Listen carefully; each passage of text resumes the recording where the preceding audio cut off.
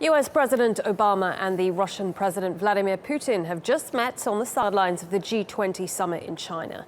The two leaders were expected to discuss the war in Syria just a few hours after US diplomats said talks with Russia to try and make a deal to ease the fighting in Syria had failed.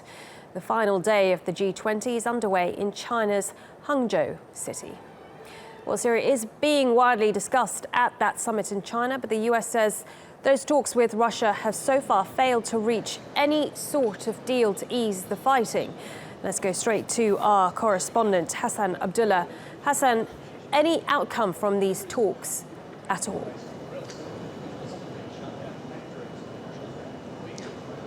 Well, Malene, so far the outcome from these talks has not been positive, and there is an acknowledgement from the US and from Russian officials that they have not managed to achieve what they were seeking.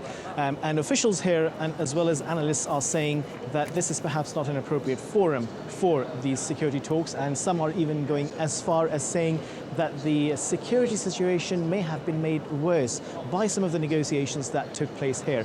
But there has been some development on the economic front. Let's take a look at that in detail. Let's talk to Tristram Sainsbury, who's from the Lowy Institute for International Policy. Tristram, there has been a lot of talk about trade protectionism here. Are we sort of witnessing an increase in anti-globalization sentiments? Yes, we certainly are. It's a serious issue because, and this is an important thing that leaders of the world need to discuss. The reason is, trade has a strong track record of contributing to income gains across the world. Trade liberalisation, actions by government to reduce trade barriers, has a strong track record of contributing to income gains across the world.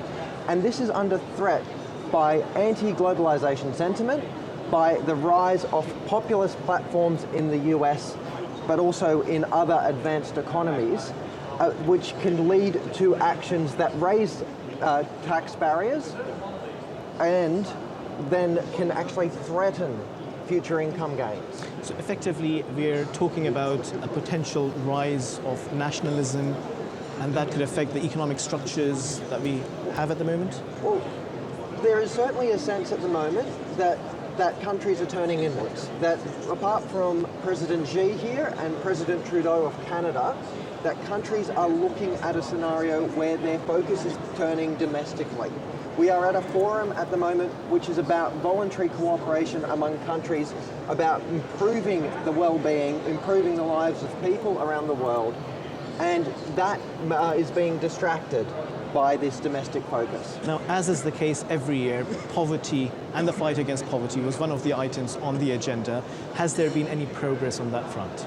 So there is always progress that's made. It's technical, it's bureaucratic. China has been a particular champion of the term inclusiveness, and about including, China has invited more developing countries than any other country in the G20's history. And that what we are seeing is more African countries also present at talks here. But there is some suggestion from some African members that this is an elitist club, and there is nothing substantive coming out as far as the fight against poverty is concerned. Well, so the G20 is certainly the economic elites.